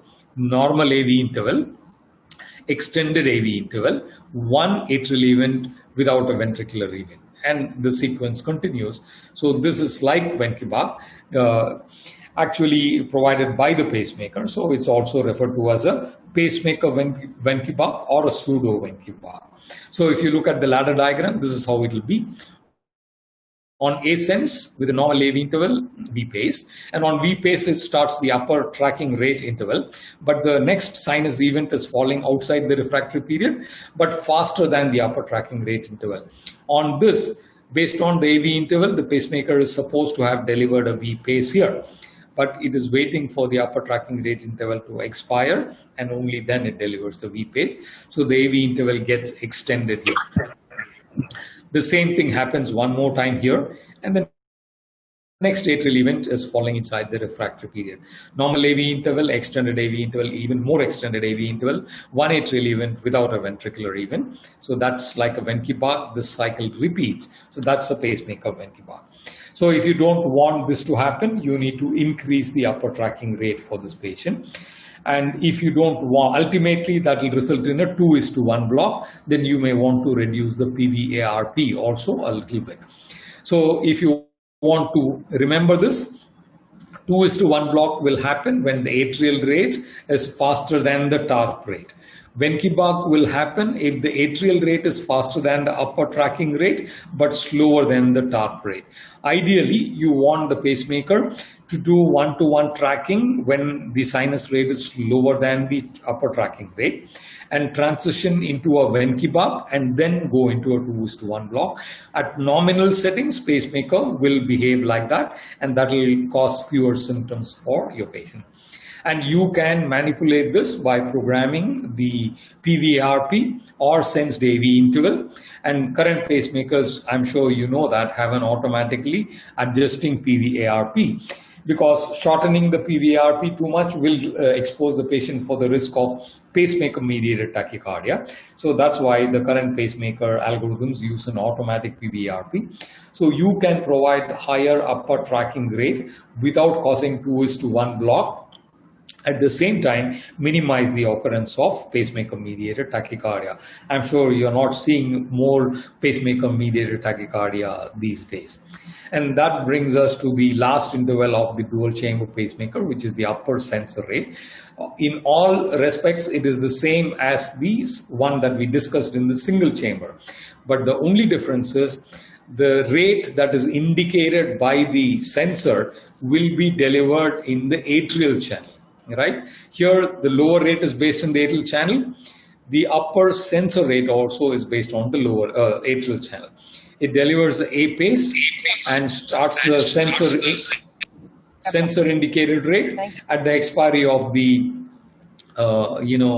upper sensor rate. It delivers a pace in the atrial channel. So after an atrial AV interval, it delivers a V pace. That sequence goes on. So that's the difference between the single and the dual chamber rate response.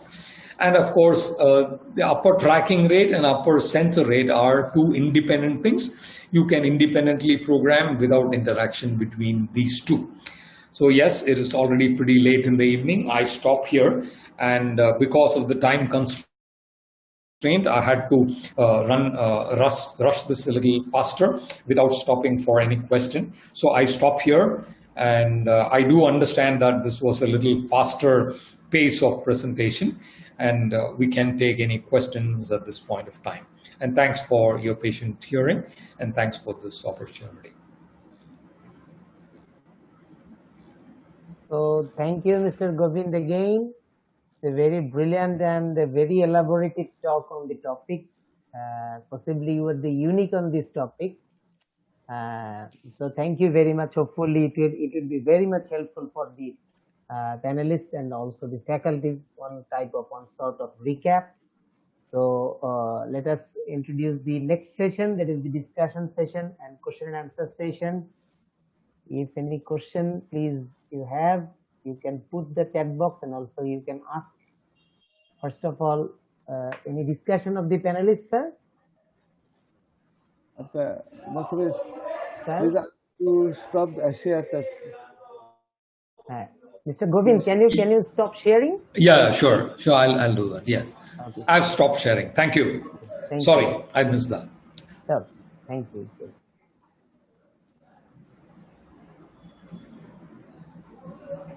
I can see one question coming up. Okay, right. That's an appreciation. Thank you. Thanks, Dr. Ali, for that. Okay, that was not a question. Possibly a very long topic. Yes. Timing cycle. Hopefully it needs a full session. Yes. I think, Mustafis. Sir. It is already more than 2 hours. So, more than 2 hours, yeah.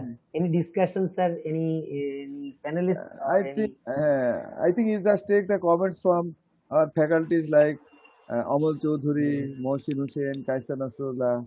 Okay, so the new faculty is Amol Choudhury, sir.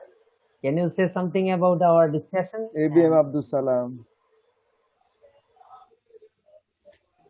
Amol, sir.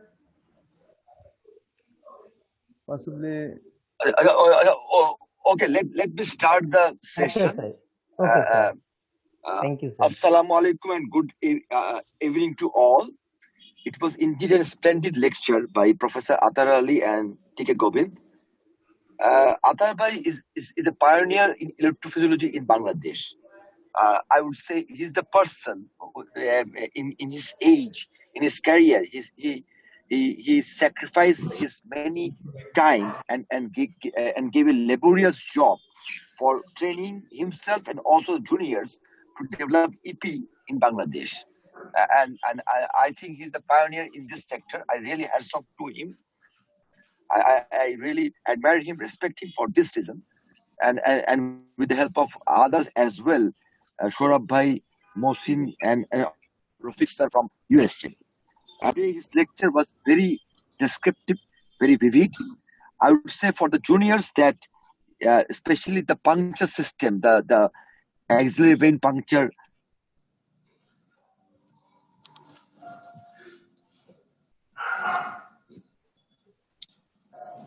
Sir, possibly shortage of net.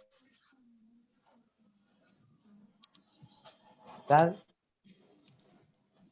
Govind for Tika Govind for his excellent deliberate discussion on the programming side, which we are weak as a physician. I would say, at least me. I won't say the EP guys, but program side. So at least we have an idea on how the programming can be done. And what I say always the pacemaker guys that, well, when I'm buying a pacemaker for my patient, if there is multiple modalities, we should try to know the best.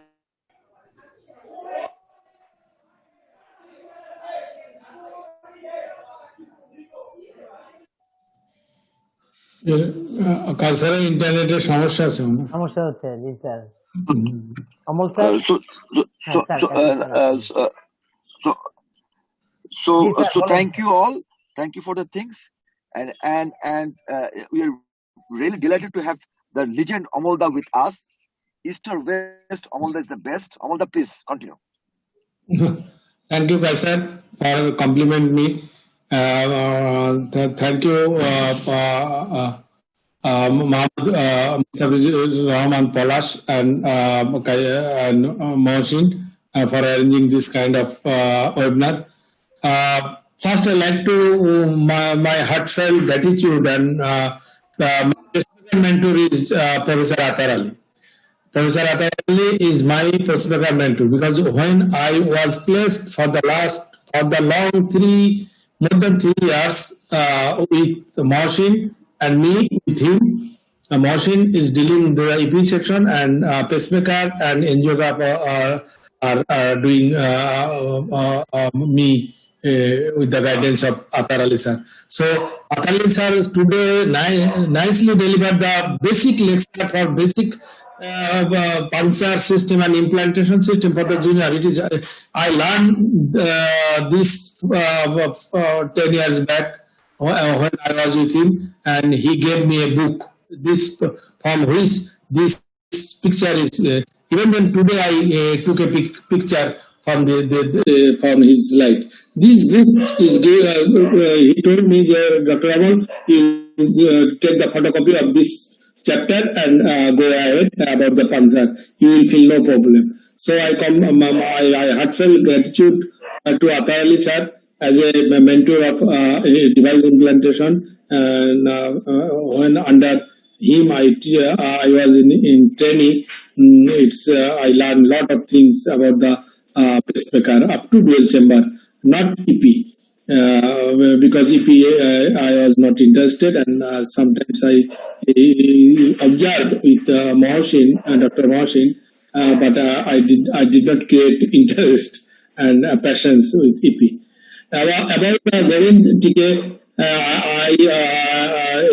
did not cope up the whole of the lecture. I attend the half of the lecture, but it is very advanced sometimes, and sometimes it also needs to be very basic.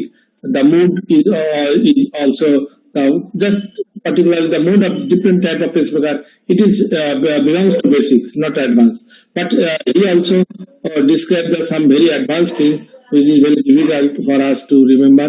For recapitulating these days, thank you, Atahar Ali sir again for give me opportunity to say some my expression or comment, whatever you told. Thank you, sir. Thank you, everybody. Thank you,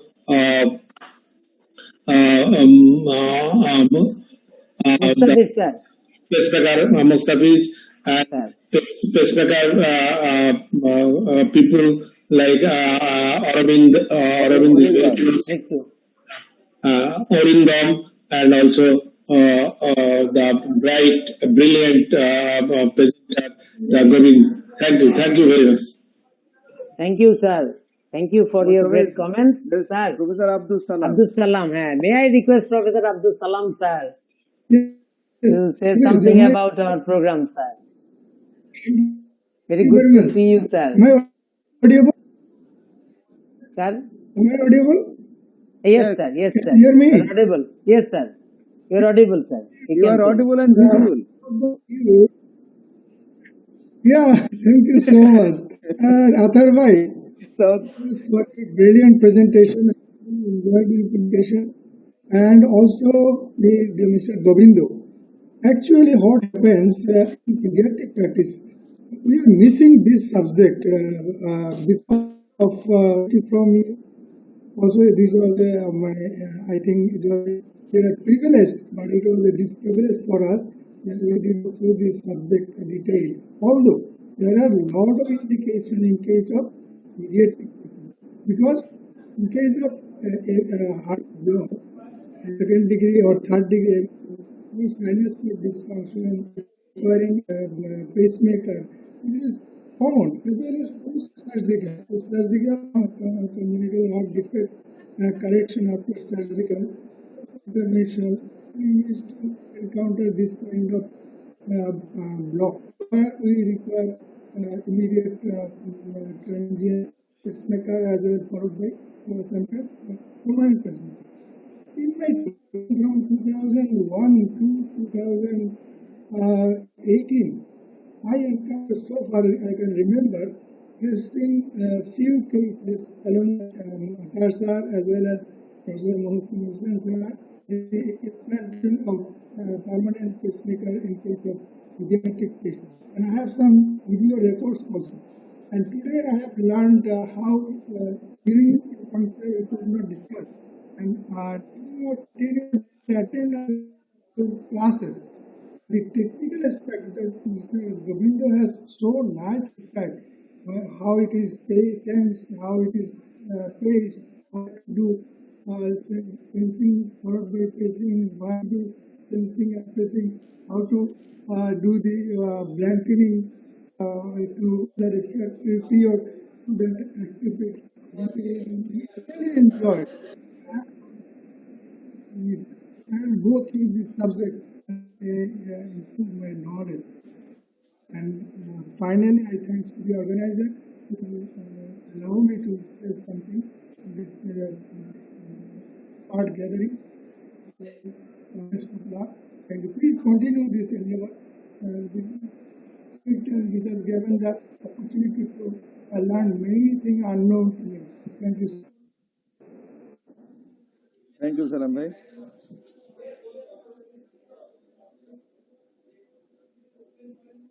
Nice to see you. In the chat box, you can see. Please, Mr. Govind. Yes, sir. I can see the chat box. You had posted a question. At the outset, thank you very much for the very great, nice comments that you made on my presentation. I'm privileged to get an opportunity to make a presentation in this group and in front of you, the most senior professor of cardiology. So here, the question that I can read is, what is the most useful updated pacemaker for sinus node dysfunction, second and third degree AV block? So that was your question. So I guess you are expecting an answer. So I don't know if you are looking at what model is available right now. The ideal model in any dual chamber pacemaker would be, of course, a DDDR pacemaker.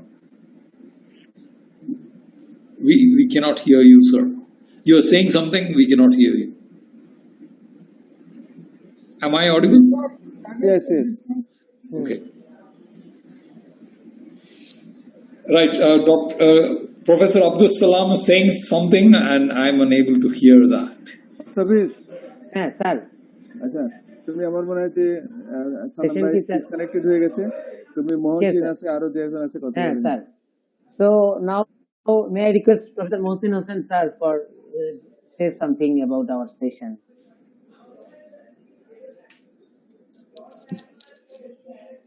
Atahar Sir, is always giving sir the unmute unique sir.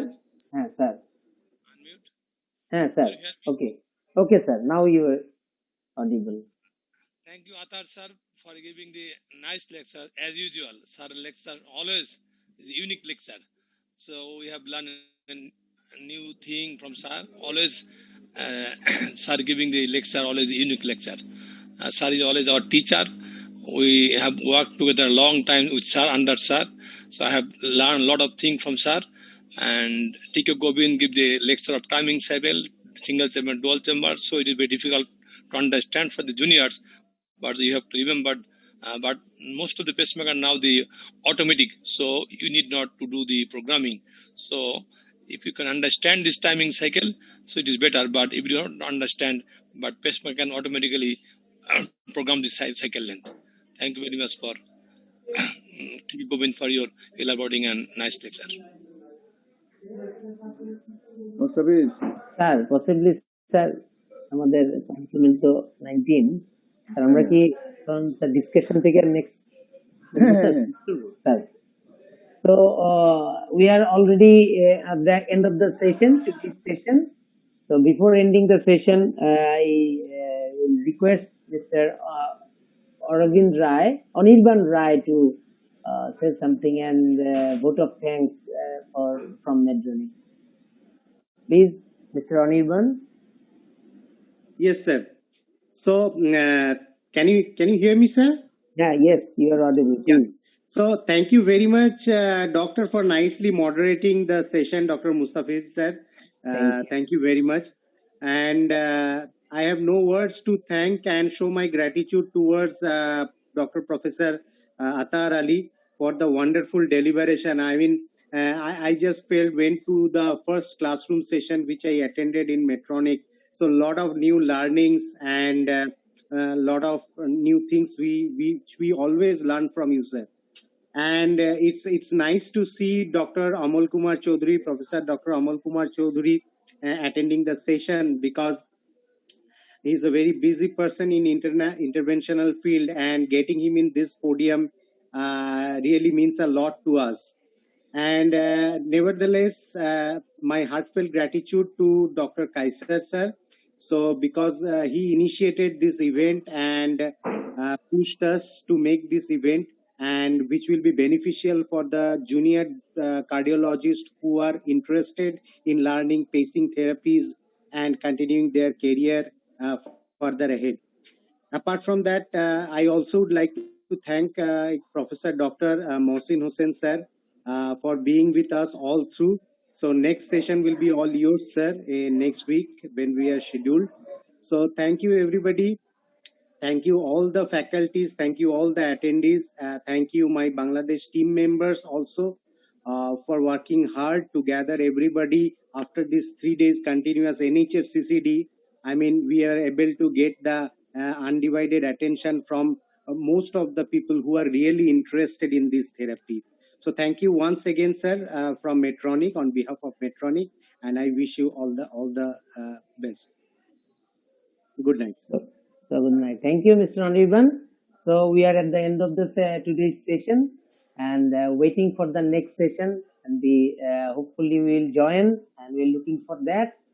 So all the faculties, respected teachers. So end of the I am just telling the end of the session. So hope for the best for the next session. Thank you all. Assalamu alaikum. Walaikum salam. Thank you. Good night. Good night. Good night. Thank you.